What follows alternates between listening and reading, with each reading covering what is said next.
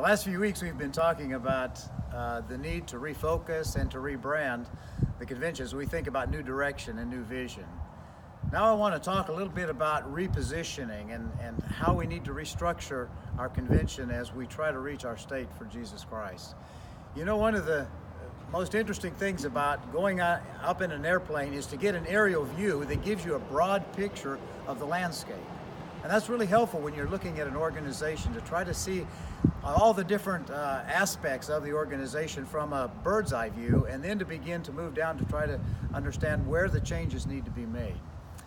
As we've been taking a look at the Alaska Baptist Convention, I think the perception has been in the past that we're a very multi-level organization. We think of the National Convention, the State Convention, we think of associations and local churches.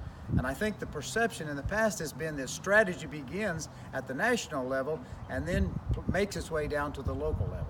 In fact, it should be the other way around. Strategy needs to begin at the local level. The church, they know their community, they understand the needs of their community, and they need to develop a strategy and then mobilize the other parts of the organization to help them get the work done in the places where they're at. Basically, strategy must be field-driven. It begins at the field, and then the rest of us can come along and assist in the work.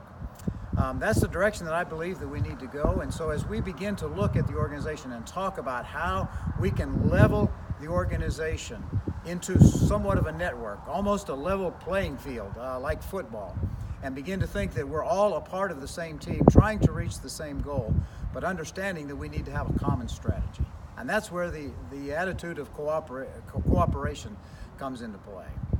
So over the next couple of weeks, I'm going to be talking about some ideas that I would like to share with you about how we will restructure to be more effective and more efficient in the work that we're called to do here in Alaska.